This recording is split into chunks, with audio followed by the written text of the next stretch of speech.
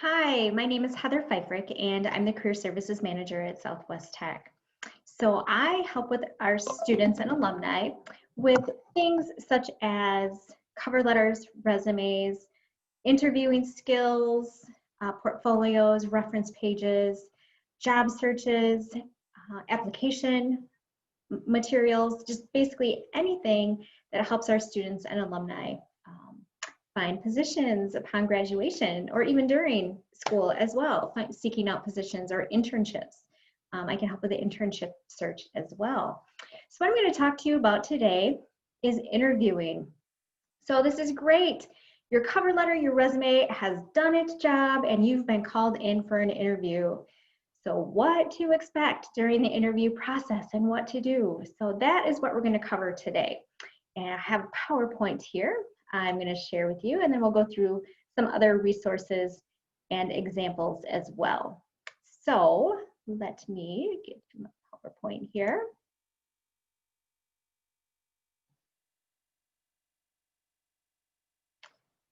All right, get to the right page on it.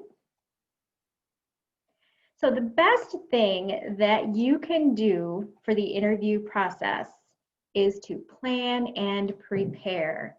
Do prep work. That is the most important thing you can do to feel prepared for the interview process, and it'll just make the whole interview itself just run a lot more smoothly because you'll feel more comfortable walking into that interview process.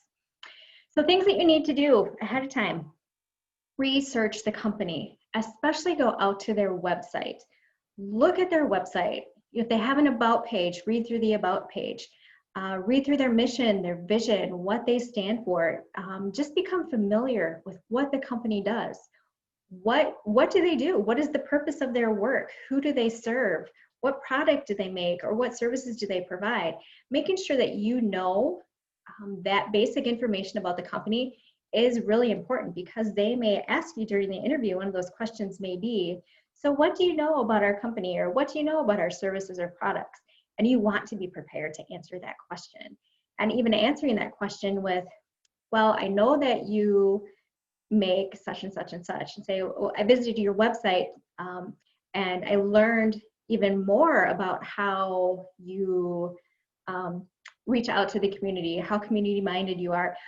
Just kind of, it's going to make you be able to answer that question so much more better, instead of saying like, well, I know you make batteries. You know, it's going to help you answer the question more smoothly and will show that you've done your research. So that is going to be very, very key.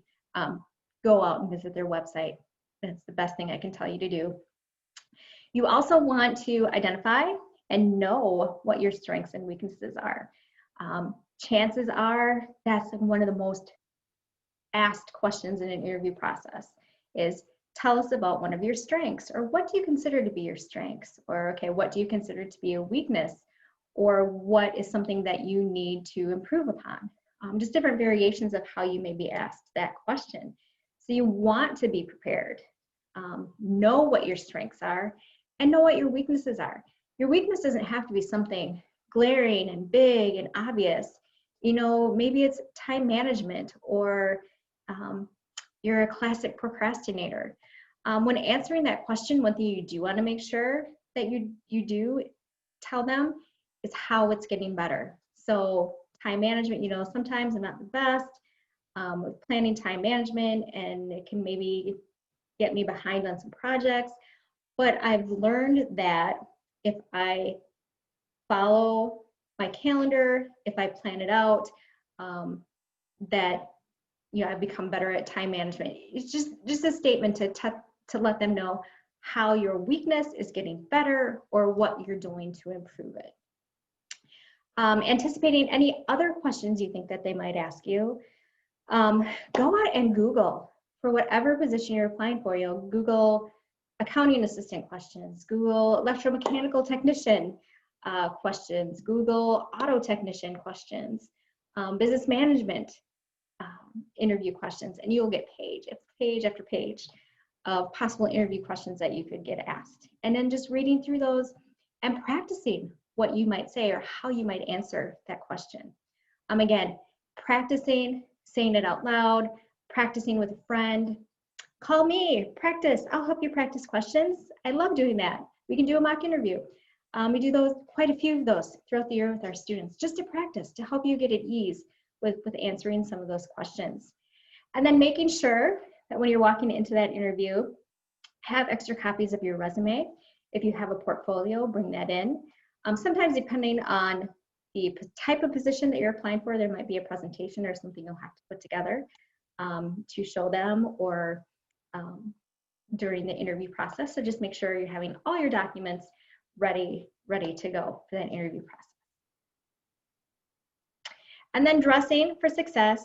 Obviously, you want to dress appropriately for an interview process, meaning basically say one step up from the position that you're applying for.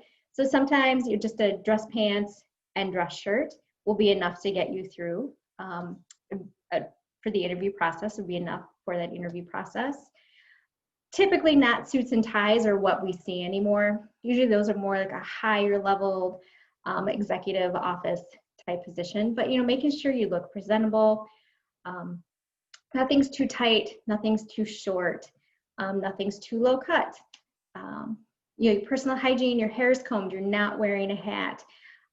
You've brushed your teeth, you're not chewing gum, you don't have a strong cologne on or a strong perfume, or had just used a strong smelling lotion before you go into that interview room.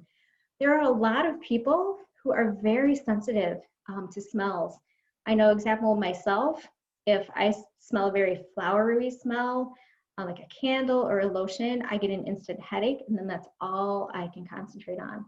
So, not smoking right before you go into an interview. Just trying to keep those scents lessened because they can offend people. And actually, like I said, for myself, give them headaches or make them feel sick. And they still say to cover up any tattoos, so wearing long sleeves, a long sleeve dress shirt instead of a short sleeve dress shirt, and covering up tattoos and any other body piercings as well. So arriving for that interview, 10 to 15 minutes is typically about the time you want to be arriving before your interview. Don't make it any earlier than that, because that can put undue stress on the employer, knowing that you're there, you're early, and now you're waiting out there for them to get to you. So it can just kind of add stress in all different kind of aspects. Making sure you're treating everyone politely. You never know who's going to be on that interview panel. So it could be the person at the front desk. Maybe that's your potential boss sitting at the front desk for a minute. They're just filling in for the person who's taking a break. Being nice and treating everyone politely when you get there. Showing interest in your surroundings, and trying to remember names. Sometimes people aren't the best at remembering names, and that's okay. But if you can remember a name, remember it, and then using it during the interview process, or as you say goodbye, as you're leaving after your interview. So during the interview, you're sitting up straight, you're not slouched down in your chair, but you're sitting up straight, hands either down in your lap, kind of crossed down, or you're up on a table, sitting. You're not fidgeting with a pen. I know if I have a pen in my hand, I'm playing with my pen quite a bit. So I have to leave it to the side, in front of me. And when you go into your interview, you can take items in with you. Like if you have a nice portfolio package, taking in a nice folder, putting extra copies of your resume in there so you have that. You can just pull out if they ask for it and give it to the interviewers. Having some notes written.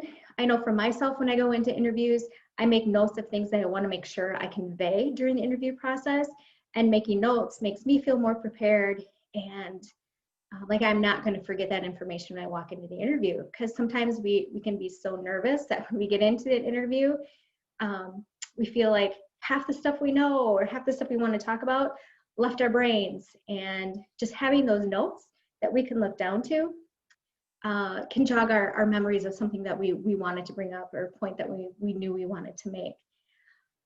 And it is more than fine to walk in there with those notes. More than fine. Listening to the interviewer, it is fine to ask questions for clarification or to ask them to repeat a question. Answering questions completely, making sure that you're answering the question that they asked. So, being concise, using an appropriate time. You don't want to use long, drag out answers where maybe you feel like you're losing their attention as you get towards the end of it, but making sure you're answering that question completely. Sometimes they'll ask you a 2 or 3 part question, and after you answer the first part, and oh no, what was the second part? What was the second part? It is fine to say, could you repeat the last part of that question, please? And that's perfectly fine to do. It's just to politely ask them to ask that last part of the question that you forgot while you were answering that first part. And believe me, it happens to everybody, and it's perfectly okay. And then again, you're in there to sell your qualifications, your strengths. You're being confident, trying to be as confident as you can be, but not overconfident. Giving them scenarios, examples. Examples are a great way to answer questions. And we'll talk a little bit more about that. Here was the situation, here's the action I took, and here was the result.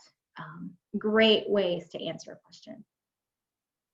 Again, anticipating questions, going out and Google them. Contact me, I'd love to run through questions with you. Keeping it about the career and not the personal. So don't bring personal things into it. Your answers should have a direct connection to the job. You're trying to set yourself apart from others. So what great things have you done? What did you do during internship that was awesome and wonderful, that was fun, that relates to the position? What did you do in class? Was there a class project that you did, or a class project you worked on with other classmates that was fun and that applied to this and was really relevant and you learned from it? Sharing examples like that can go a long way as well.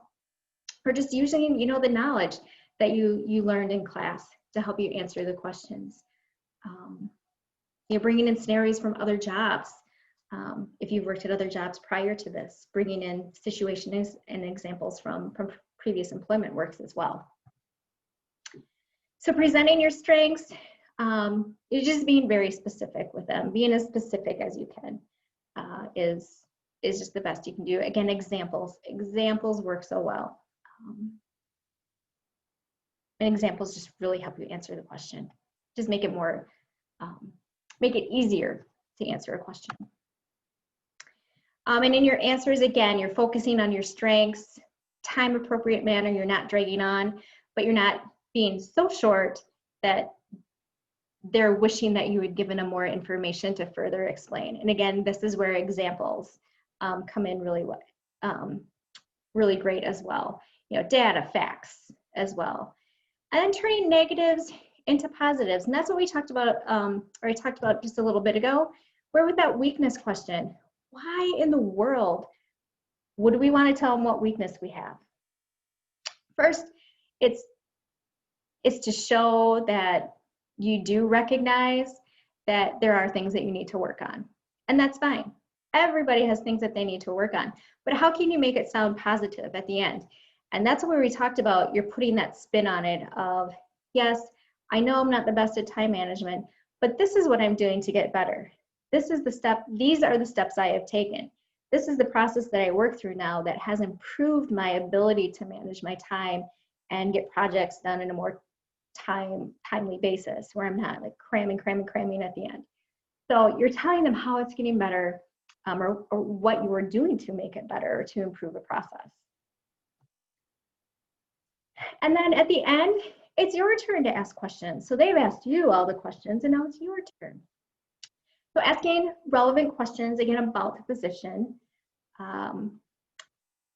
What do you want to know that hasn't come up in the interview process yet? Unless the employer has brought it up themselves already, avoid asking questions about hours, pay, benefits, etc.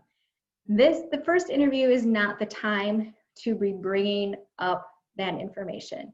If you get called in for a second interview, then I would say yes, that would be fine to start approaching those. Where hours, pay, benefits come in is when they're offering you the position. Then that is where you start to hash out the pay, the benefits. Some of them will already list benefits in the job description. They'll say benefits are listed on the website. A lot more companies are putting that stuff right on their website of benefits of working there. You know, if they're offering, if in part of the job description that they had put out, there's a hiring bonus, you know, just again, that's part of the hiring process when they've offered you that position is when the pay and that bonus piece comes up. So asking questions, what questions do you ask? Again, this is something you can Google questions to ask at the end of an interview. Questions you might want to ask are, so what does a typical day look like in this position? Like what's a typical day? What types of things would I be doing? Who am I going to work with? Who's my supervisor? What other questions, you know, like I like to ask, you know, why they work there. And then that kind of gives me an idea of what the culture of the company, like the environment is like working there, how long they've worked there, what they like best about working there. You know, going in, again, this is a great thing to prepare ahead of time is your list of questions.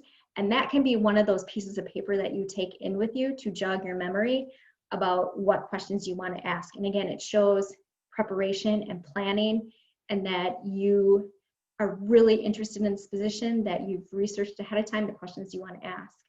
Maybe there's a specific question you want to ask about the job itself, like a technical aspect, or what software do you use? What equipment do you use?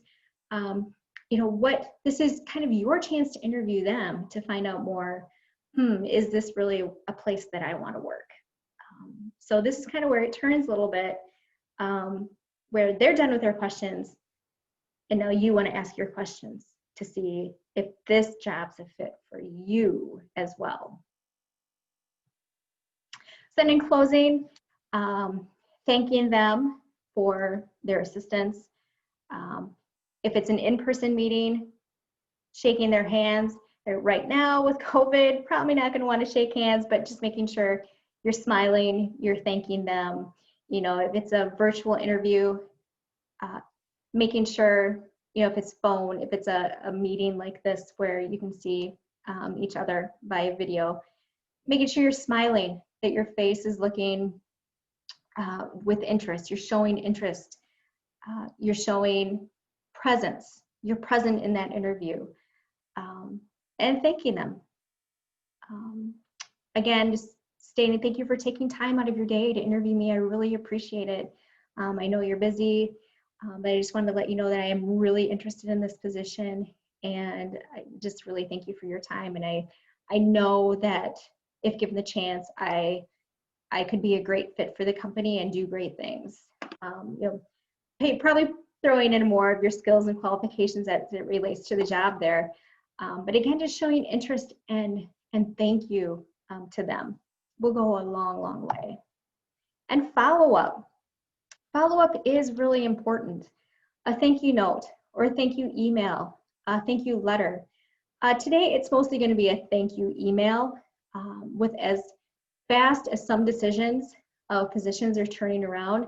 As soon as that interview is over and you have the opportunity to send a thank you email, I recommend sending a thank you email to the person who interviewed you, to the Human Resources Department. Whoever that contact was that you wrote your cover letter to and sent it to, send a thank you email. I do say it is still really important. Employers do favor those highly. And just think, if you are neck and neck with another candidate, you're the one who sent a thank you to the employer, the other person didn't, in the employer's eyes, that raises you up a little bit. Because again, it's another opportunity to show that you're really interested in the position. You really appreciated the time that they took. And again, you feel very qualified, that you're very qualified, and you're just reiterating some of the skills and what you learned from the interview. And it's a very short email, but thanking them, just taking the time and then to reiterate your interest can raise you above another candidate. So that is interviewing. So we talked about a few of the questions you might get asked. More and more today, and I'm going to flip over to a different set of questions here. Today, more and more questions being asked are behavior-based interviewing questions. And by behavior-based, they are trying to get at what your personality is, what your work ethic is like, or kind of what they're judging you by on some of these answers.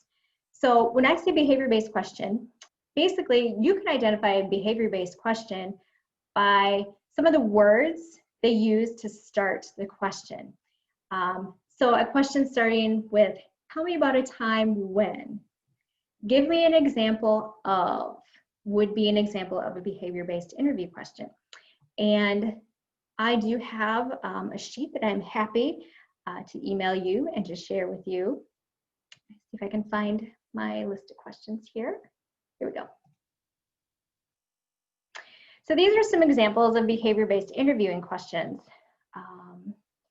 Describe a time when you were faced with a stressful situation that demonstrated your coping skills. Or if they say, give me a time when you had a conflict with somebody and how you resolved that conflict. That's a behavior-based interviewing questions. Or give me an example of a time when you tried to accomplish something and it failed. Give me an example of a time you took initiative and took the lead. Give me an example of a time when you took the lead on a project. Describe a time when you had many projects to do and you were short on time. What did you do? So they're just trying to get, with these questions, what they're really trying to get at is, how do you respond to stress? How do you respond to difficult situations? Again, nobody wants to share the negative things that have come up, and that's okay. Be mindful of the type of situation you're sharing. You don't want it to be too personal, and you don't want it to be perceived as something that is negative. So, tell me about a time you had a conflict with a coworker and how you resolved that situation. So in answering these types of questions, think of it as the acronym where it says here STAR, the STAR approach. So you had the situation or the task that was causing you difficulty. So describing what that was, the sticky situation you were in that you had to deal with, or the really big task that you were had your boss asked you to do that you were just really having a difficult time with, or you were just getting stuck and you didn't know what to do. Then A is the action that you took. What did you do to try to resolve the issue? Or what did you do to try to make it better? And then the R is the result. What were the results from the action that you took? What happened? What was the outcome? What did you do? Did you have to talk to somebody else? Did you need to bring in your supervisor eventually at the end of it to help? So STAR, what was the situation or the task? What action did you take? And what was the result? So if you can answer these questions in those 3 steps, you're gonna nail the question and it's gonna be great. And you're gonna do a wonderful job answering the question. So again, the planning and the preparation, think about those times. Go through this list and think about those times when you did have a conflict and how you solved it. A difficult task that you had and you solved it. Somebody asked you to do something at work that was against the rules or you weren't comfortable doing. How did you handle that situation? So having a few examples of those in mind will help you be ready to answer this type of question. And again, I'm happy to share this list with you so you have that acronym. Just feel free to reach out and contact me. And I can also share with you just this PowerPoint. I'm happy to share the PowerPoint with you, but I also have this preparation worksheet for interviews that kind of takes the PowerPoint and condenses it down into the short list of information here. And at the bottom of these documents, again, is my name, my phone number at the college, and then my email. So please feel free to reach out to me with any questions that you have. If you want to do a mock interview, I'm happy to do that. Or if you just want to talk about interview questions you might get asked, I'm more than happy to walk you through questions and help you develop an answer to those. Another interview question you do want to be prepared to answer as well is that tell me about yourself question. That's usually about the first question that they're going to ask, which will be tell me about yourself, or tell us about your experience as it relates to this position. What an employer is looking for in your answer to that tell me about yourself question are three things. Number one, talk about any education or training that you have that's relevant to the position. Number two, talk about your skills and qualifications as it relates to that position. And then number three, talk about any relevant experience that you have. Don't share personal information. They don't want to know about your dog or your cat, even though they're very important to you. This is not the time to bring up the personal information, talking about kids or family. Not the time to do that, because it's, again, when you're answering those interview questions, you're talking about things that are relevant to the position that you're applying for. And at this point, when you get the job, talk about your kids and your dog all you want with your coworkers. That's great. But as far as the interview process goes, for the most part, you don't want to bring those up. There will be some special situations to that where, you know, an interviewer may not mind that you talk about those things, but rule of thumb for the most part is to leave the personal piece out of it and just make everything career related. So the final piece I want to share with you here and show you is just how to contact me and find more information. So if you go out to the Southwest Tech website here, just go to our main page at swtc.edu. If you click on the student resource button and go down to career services, this will bring you to my page on the website with some helpful resources for you. So student alumni is where you'll want to be. Find a job, searching for a job, and internship information is listed there. The resume and cover letter builder here, I can take you out and help you build a fantastic resume. They do have a cover letter portion too as well. More information about our career closet, interviewing piece here, just some interviewing tips as well. And then if you scroll down further, you'll see my contact information here, my phone, how to email me, and then how to make an appointment. So I'm happy to meet with you via Zoom meeting, telephone, over email, and in-person appointments as well. In-person appointments, I do need you to set up an appointment for those. So again, going out here, you can easily find my contact information and some other resources as well. And like I said, the information that I shared during this video, I'm happy to email you. So just make that request of me, and I am more than happy to share those resources with you. So again, this has been interviewing, and congratulations. If you have made it to the interviewing piece, your cover letter and resume did the trick. And now you get to go into the interview process, and I know you'll do a great job. Again, please contact me with any questions or assistance you need. Have a great day.